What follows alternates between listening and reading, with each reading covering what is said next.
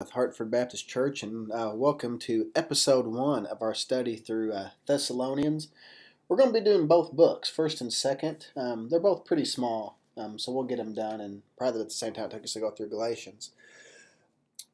But before we actually hit the scripture, we're going to kind of do an introduction today on this letter. Of course, we see in verse 1, it's written by Paul, Silas, and Timothy. To compare this to the book of Acts, this was probably written during chapter 18 of the book of Acts. This is, I said in the Galatians study, Galatians was probably the oldest letter Paul had wrote. First Thessalonians and Second Thessalonians are probably the second and third that he wrote. But let's look at a map and see where Thessalonika actually is. Get one open for you here. Do some searching in my library. Just take a second. Let's find a good colored map here. And that one looks pretty good. Let me get that bigger for you so we can actually see what we're looking at. In the top left-hand corner of that map, kind of that pale orange in the top, you'll see Thessalonica up in Macedonia, kind of near Pella and Bria. This is Paul's second missionary journey. This is when he visited Thessalonica during this journey. And he wasn't there very long, but he was there long enough to establish the church. He was there at the most a few months.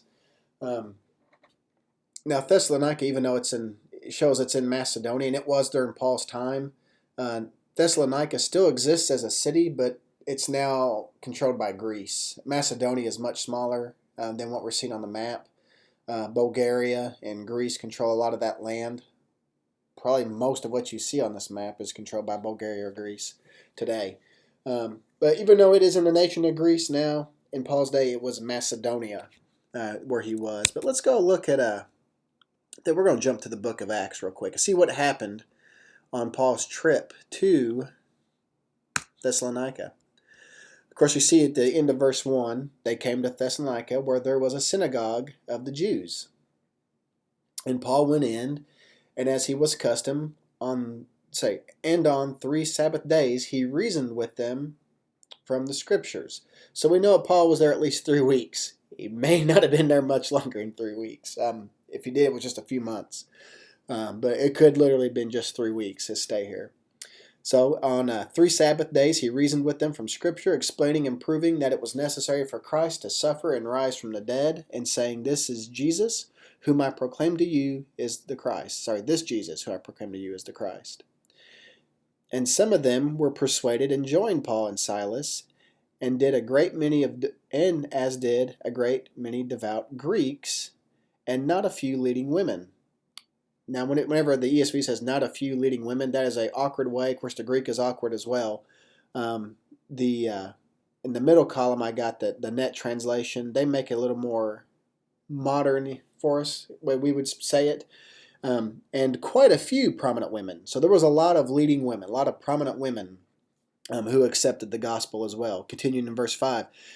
But the Jews, and this is kind of what we've seen in Galatia, the Jews persecuted the church. The Jews were not fans of the Christian gospel. Even the Jewish Christians were trying to compromise to a certain extent to keep the regular Jews, the traditional Jews, from persecuting. But starting in verse 5 again. But the Jews were jealous, and taking some wicked men of rabble, they formed a mob, and they set the city in an uproar, and attacked the house of Jason, seeking to bring them out to the crowd. And of course that them is Paul and Silas.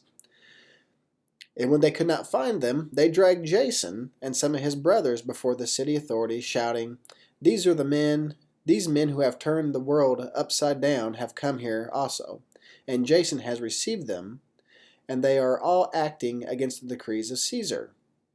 Now, what decrees of Caesar would that be? That's probably the accusation that Christianity is an illegal religion. You're allowed to worship any god of your choosing, as long as your religion also worships the gods of Caesar and Caesar himself. Offer the pinch of incense at the altar of Caesar. Christians didn't do that. Christians would not bow the knee to anyone in worship other than God himself. So they were illegal. And that's most likely what they're referring to. Whenever they act against the decrees of Caesar, the Christians don't worship Caesar, and therefore against his decree. And of course, they saying there is another king, Jesus. Well, there we go. There's it's a little clearer now. They are promoting this Jesus guy. They're calling him their king and not Caesar. And the people and the city authorities were disturbed when they heard these things. And when they had taken money as a security from Jason and the rest, they let them go. So Jason put up bail. He was released. And of course, in verse 10, then the brothers immediately sent Paul and Silas away at night to Berea. So they smuggled Paul and Silas out of the city out of fear of their life.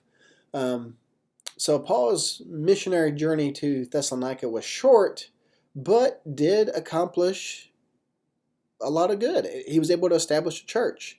Not so much among the Jews. The Jews did not convert over. The Jews got upset and got some wicked men to help them basically run Paul and Silas out of town. But a great many of devout Greeks, and these are probably God-fearers, is I guess the more technical term that you'd call them.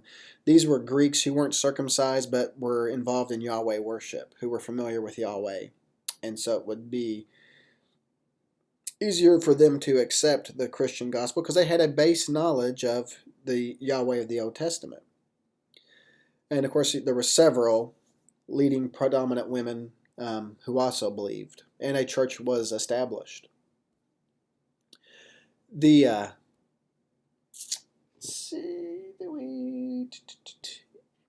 I'm trying to think if we want to cover anything else today. I really don't want to get into scripture, and I don't want to make this a 20-minute video today. But there's some of what we're going to see in this book. One of the more exciting things that people seem to like is by the time we get to chapter 4, we're going to see a discussion on the bodily resurrection and the second coming of Christ. This is probably due to the fact that Paul didn't get to finish his teaching. So he wrote this letter very shortly after he left. Now we just read from Acts chapter 17. By the time he gets to Acts chapter 18, he's writing this letter. That's because Paul didn't get to finish teaching them. He basically gave them he obviously presented the gospel, but didn't have a time to give them a full discussion. And the church of Thessalonians, we're going to see in the first and second letters, had their eschatology, their study, their knowledge of the last days, the second coming of Christ, was quite weak. Paul didn't have time to teach them these things. So Paul's going to address that issue in these letters amongst a few other things. And let me see if there's anything else I want to share real quick. No, I think we'll end it there today as far as just kind of introduction, what we got.